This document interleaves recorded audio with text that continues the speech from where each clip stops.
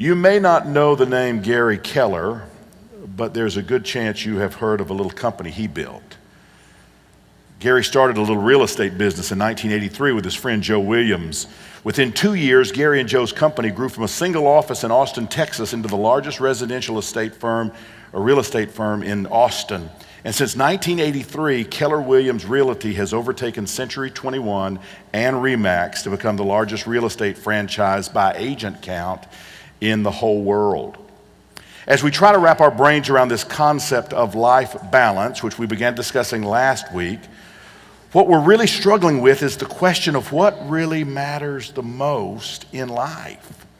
We know we have to work in order to pay for all the cost of life, and when our work becomes all-encompassing, we start to feel something isn't right. You've been there. We work all the time, and we work because we want to provide. That's a good thing. I remember my dad teaching me as a young boy that work was so important, and when the boss calls, you go. It's important, it's important, it's important.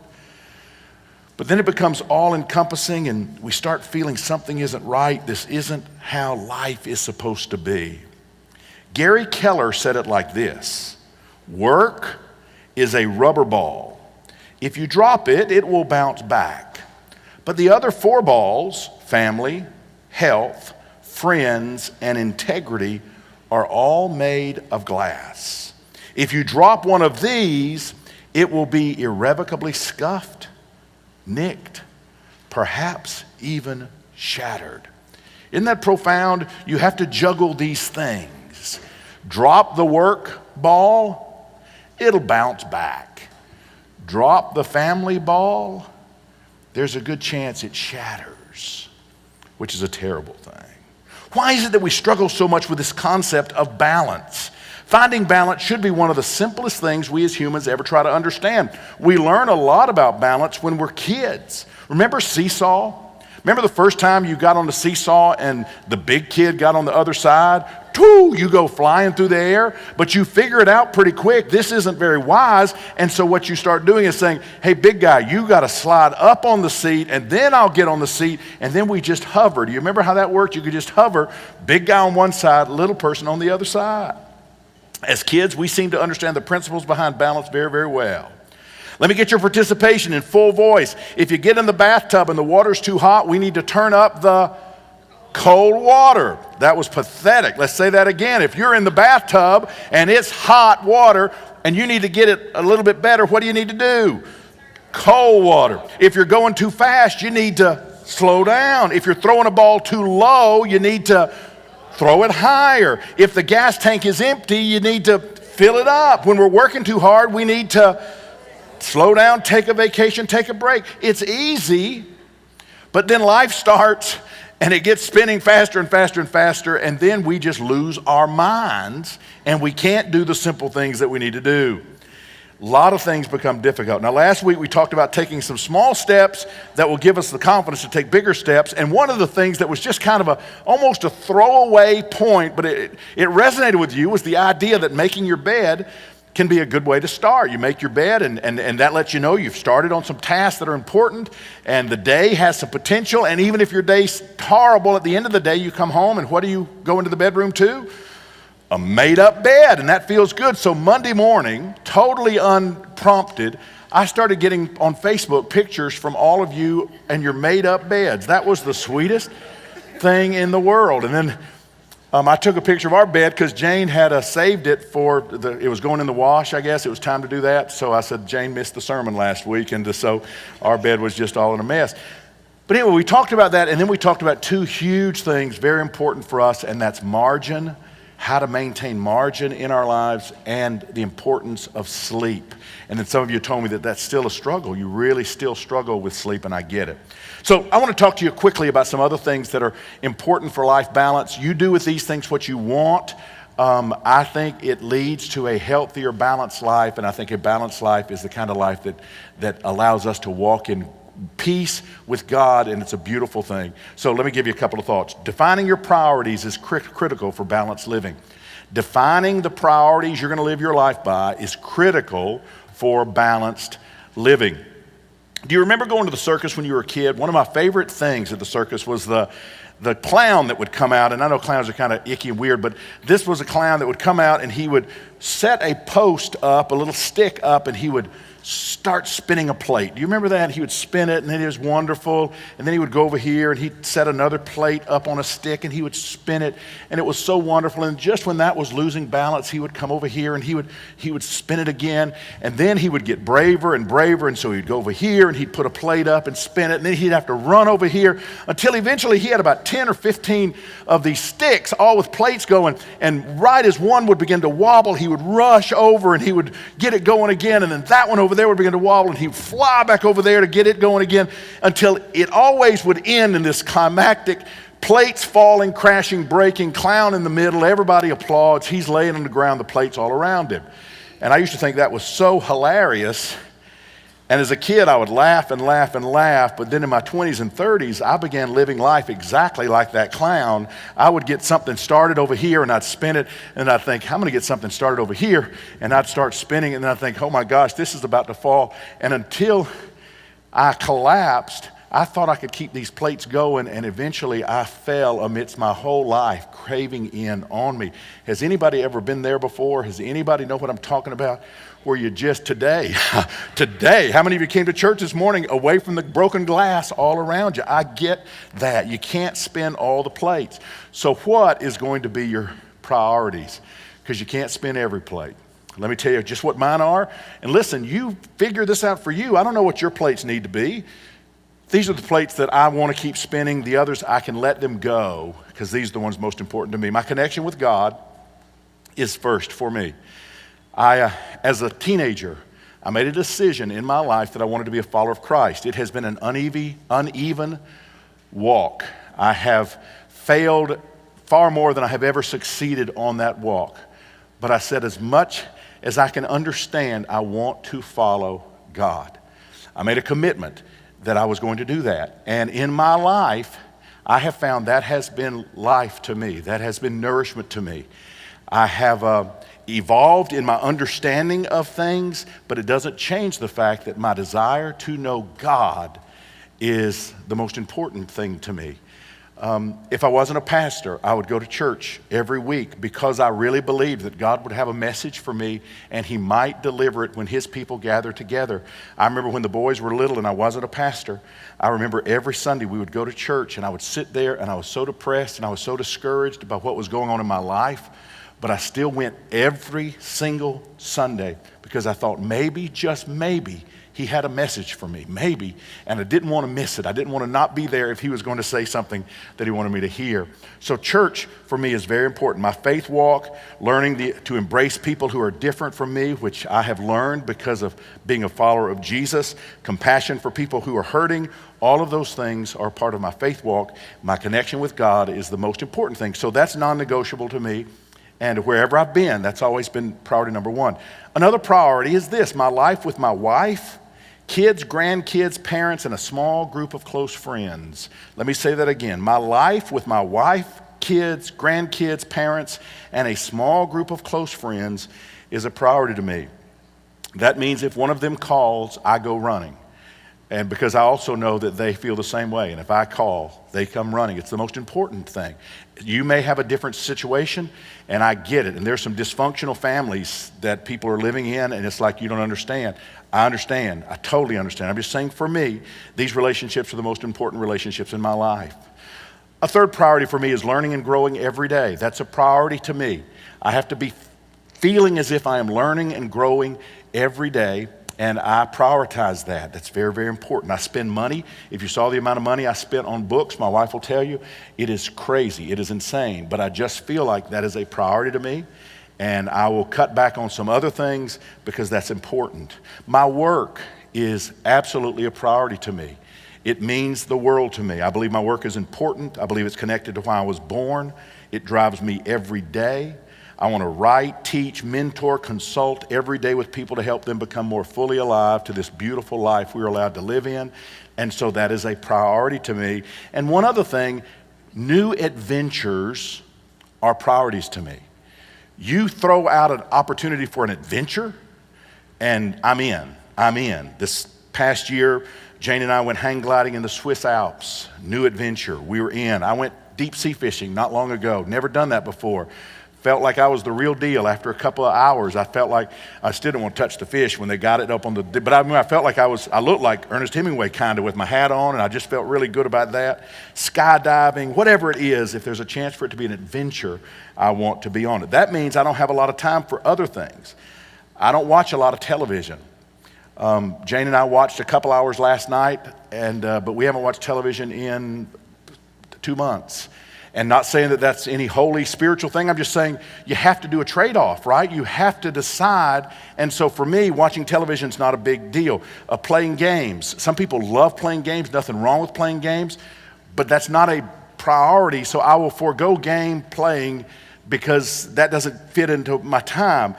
Social media, I like it. I can't spend as much time on it because it doesn't fit into what I want. Involvement in politics from a participant point of view beyond just voting and just having friendship conversations. I can't really be involved in it. Gossiping about people, I have no time for that. Watching every sporting event that comes down the pike and knowing everything about every team, I don't have time for that because there are priorities that have been established for me that are most important. And so those are the things that I want to do. Another key to balanced living is flexibility.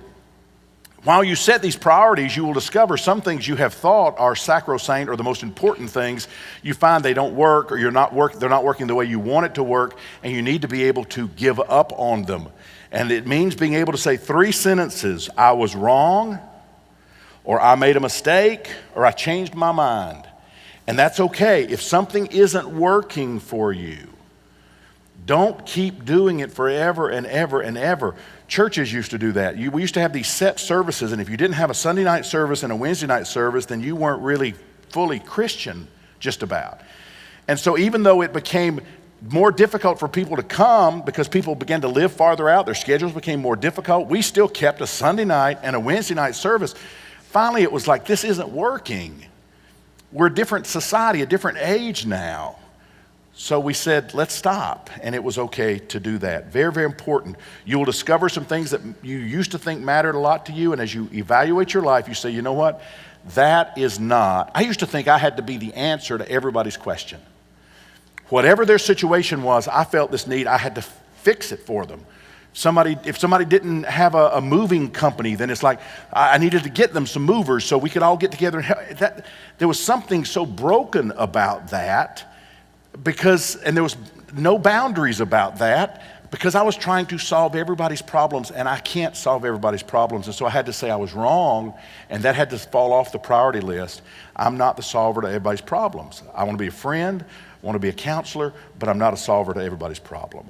Here's another key. I have to take care of my physical health if I want to live a balanced life. I have to take care of my physical health.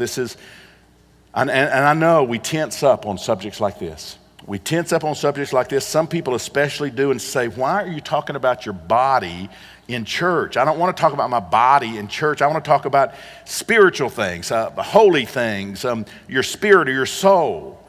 Some people's logic is, don't talk to me about my physical body. I'm at church. I'm only interested in what is spiritual. I've heard this. I don't like talking about money at church. That's not what we're supposed to talk about at church. We're supposed to talk about just spiritual things. Or this, don't talk about sex. We don't talk about sex a lot, but don't talk about sex. I don't want to talk about sex at church. I only want to talk about something that's spiritual.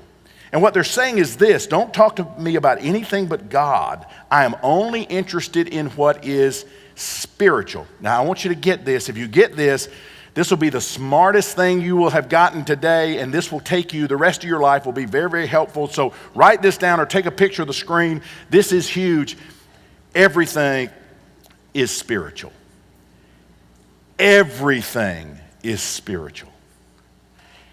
Everything is spiritual. Every conversation we have, God is in it. God is in the midst of it. Everything. The love you have for your partner, the love you have for your kids, the way you handle money, the way you treat your body, everything is spiritual. Historically, people have been very dualistic, and they've made a dichotomy between body and spirit. They think true religion is mainly about spirit and soul, and it doesn't include the body, but that's just so wrong. God always looks at us as whole people. May I remind you, he is the one who designed and created the body. And after he created the body, he said, this is very, very good. When God sent his son into the world, he put him into a body. Jesus could have been an amorphous spirit figure, but God said, no, you are going to enter flesh. And the Word became flesh, and we beheld his glory. When God spelled out the roles of how the human race should conduct itself, many of the rules applied specifically to how we are to treat other people's bodies, how they are to be respected and protected and never subjected to violence and abuse and starvation and rape or mistreatment of any kind. Here's the classic text in the New Testament about this. 1 Corinthians chapter 6, don't you realize that your body is the temple of the Holy Spirit who lives in you and was given to you by God? You do not belong to yourself, for God bought you with a high price, so you must honor God with your body. Many don't realize that God is just as interested in our body as he is with our spirit. We're a package. We go together. It all goes together. Now, if you drove by the village this morning and recognized somebody had graffitied the outside of the wall, just totally marked up the whole building, you would be angry. It'd make you mad. But the truth of the matter is, your body is a lot more sacred to God than a building used for his people to gather in on Sunday mornings. Your body he made to house you. It's wonderful when you start thinking about your body as a temple of God. So, for the healthiest, balanced life, here's some things that are important to me. The food that you put in your body is important. So think about it. The food you put in your body is important. Please understand, I'm not an expert on this, but it's something that I am learning. I know obesity is a real difficulty in our culture. We eat all the wrong things, and it's just important that we learn to eat healthy, good, nutritious food. Now, let me make a point you need to understand. You can eat anything you want. As a Christian, you can eat anything you want. You can drink anything you want. You can abuse your body any way you want. You're a child of God. You're free from rules. God says you're free. Do whatever you want. But if you want your choices to help you, not hurt you, and make your life beautiful, balanced, and good, you need to think through some of these things. 1 Corinthians chapter 6, verse 12, Paul says, I have the right to do anything. You say, but not everything is beneficial. I have the right to do anything, but I will not be mastered by anything. I'm going to think about what I'm doing. It matters what we eat. I think many of us live most of our lives with what I call the F.L.C. syndrome. Do you know what that is, the F.L.C. syndrome? You want to take a picture of this. You just feel like crap all the time. That's the F.L.C. syndrome. You feel like crap all the time. You know why you feel that way? Because of the things we put in our bodies. That's what makes us feel that way. The strongest drug you can take is the food that you eat. The strongest drug you take is the food you eat. It has the power to change everything. Your brain chemistry, your hormones, your genes. Every bite of food you take is information, and if you put junk in, you're going to get junk out. Here's a memory tool that has helped me a lot. Maybe it'll help you. If it was made in a plant, don't eat it. If it's grown on a plant in the earth, eat it. That's a simple thing to remember. If it is produced in a plant, don't eat it. If it's made through God's creation on a plant, you can eat it. It's so simple. If it's an avocado, there's no ingredients list on that. It's an avocado. There's no nutritional facts that's typed on the outside of the avocado. You just know it came out of the ground. There's no barcode on it. It's just food. Eat what God has made. On the other hand, if it's a Pop-Tart, was that grown out of the ground?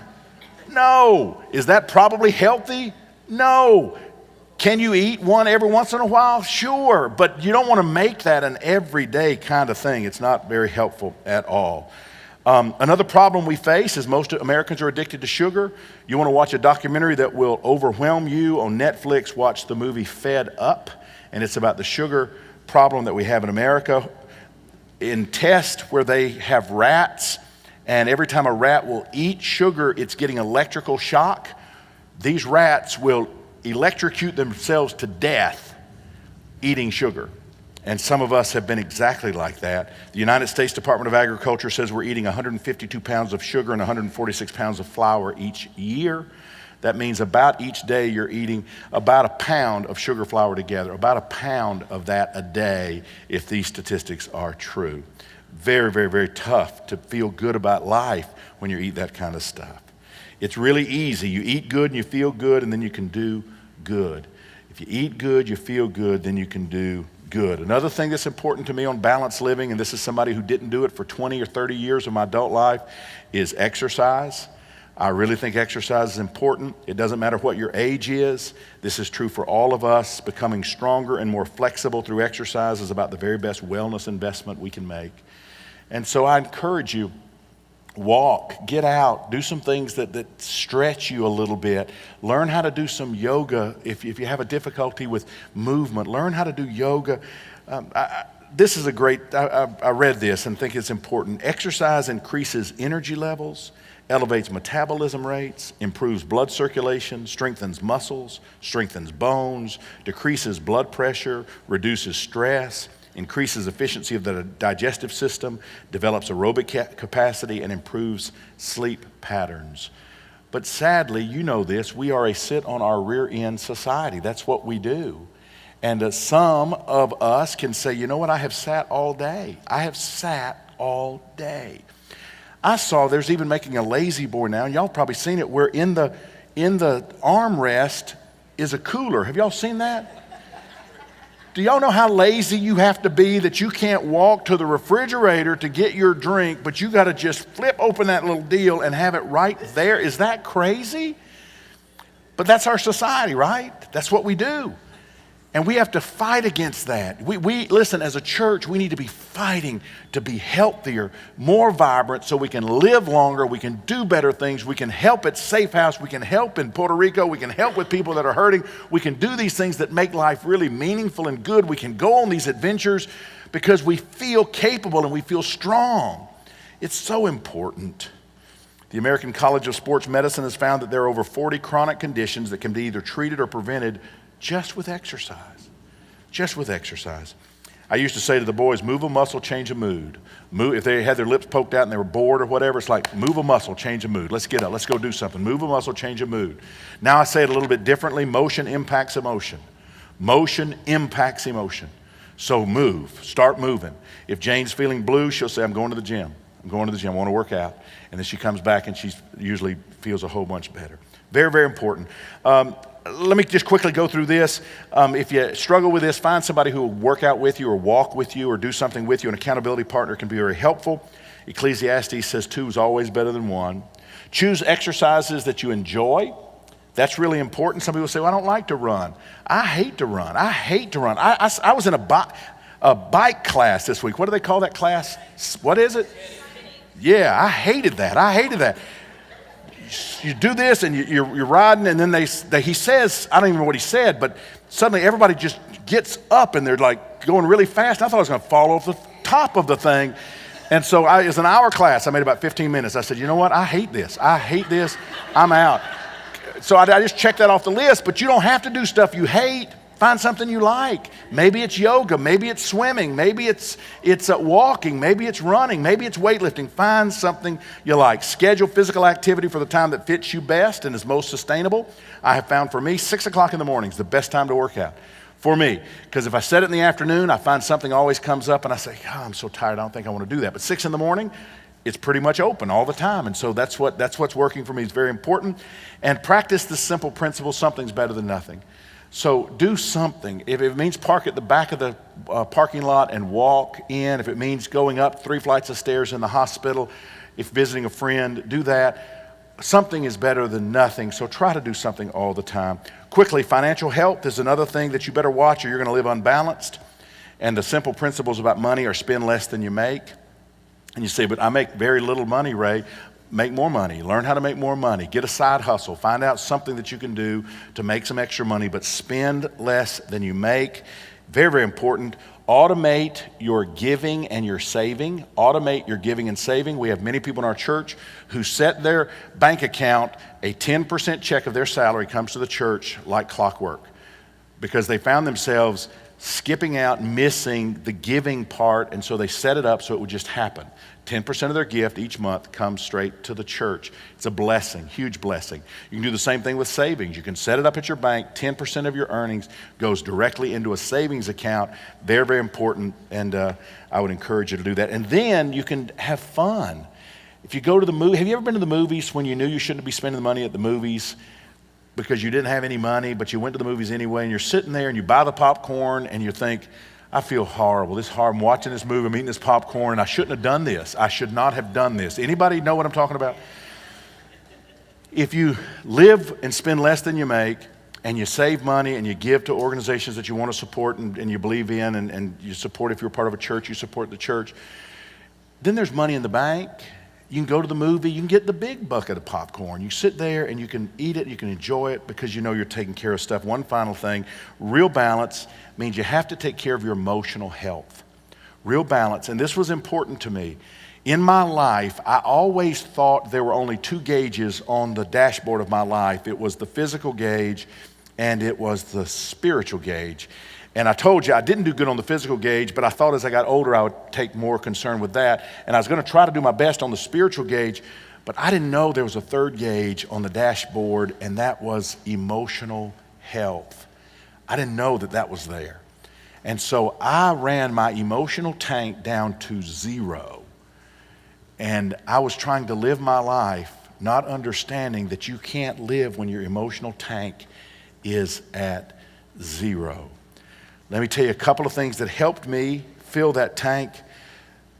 Learning to schedule time for rest and to recharge became critical to me. I did not know that. The first 20 years of my adult life, I almost never took a vacation that I wasn't a working vacation. I was working on the trip. It just go, go, go, go, go, go, go, go, go, go, go, go, go, never rest. Now I know there's times that you just need to rest. Jimmy and Sharon and Brittany and Derek got back last week from the cruise of a lifetime. For 1 week, they just were taken care of in the most beautiful way. If you could hear them describe what happened on that cruise. Listen, that's worth saving money to be able to do something like that. That is worth saying, I'm going to make that happen in my life. I'm going to start putting $10 or $15 away every pay period because I want to experience something like that. They came back, and they came back refreshed because they had been recharged. I used to think you could recharge just by having like 1 day at the beach or something like that. That's like a fast charge of a car battery. They say that's okay, but it's not nearly as good as a slow, what do they call it? Trickle charge, right? A trickle charge, just that slow, several days, just slow, slow, and suddenly you feel really good. One more thing to help me here is I had to cut back on activities and people who suck the energy out of me. Anybody know what I'm talking about? I had to figure out that I had to schedule them because that ends up being a depleting kind of a thing. And then I couldn't spend time with some of the people that replenished me. There's some people that I wasn't getting to spend time with that made life for me feel so wonderful because I was spending time with the same people that were sucking the life out of me. And so I had to just schedule that. I had to say, you know what? I'll say to Jane, we need to have some people over the house, or we need to go out with this person, and we just need to relax, and we need to have fun, and we just need to be replenished. That's the most important thing, and we'll do it. And you know how you know when it's that person? When you don't check your watch. You don't check your watch, and it's like, oh my gosh, it's been 4 hours. It's 1:30 in the morning. We've got to go home. You know how you know you're with somebody that sucks the life out of you? It's when you arrive with your partner and you say, now listen, if I kick you under the table, we've got to go. We've got to go. Because you know, as sure as the world, it's going to get really bad. And I'm just going to kick you and we're going to say, oh, got to go. And so anyway, that's how you know. That's how you know. You need to schedule times with people who will replenish you. Let me close with this. Who knows what this is? Fidget spinner. That's right. One of the grandkids left this at the house, and so I've been playing with it for a couple of weeks. It's quite fascinating. It's very balanced, and they've made things like this forever, but this is actually came out this past year, and now it's like one of the hottest things going. But it's so balanced that you get it going, and then it just goes forever. I mean, it'll just go, and it's fun to see how long you can make it go, but it's just beautiful what balance can do. Now, I have these little magnets, and I put the magnet on there, and which is kind of representing a life that's a little out of balance, right? And it's a different, now watch it work, it's going to go forever now. This is but you can tell you do the same spin and life begins to slowly wobble, wobble, wobble, wobble, wobble, and it stops. And that for so many of us has been our life. We are out of balance, and we can tell at first something's not right, and we wobble, wobble, wobble until we stop. And this series was just a chance for us to say, you know what, we want to live balanced. We really want to live a balanced, healthy, good life. And I hope you'll put these things into practice and figure out how it needs to work for you. How does it need to work for you? But be thinking about it all the time. And don't forget, Jane and I still go back and review because we can get out of balance so quickly. And we don't want to live like that. We want our life to be balanced, beautiful, and good. Would you bow your heads with me, please? God, thank you for today. Thank you for the sweet spirit we have in this place. Thank you for important things that we're able to think about. And I just pray that each one of us would do something this week to move us toward a more balanced, beautiful life. Thank you again for this moment, and we pray this in Christ's name. Amen.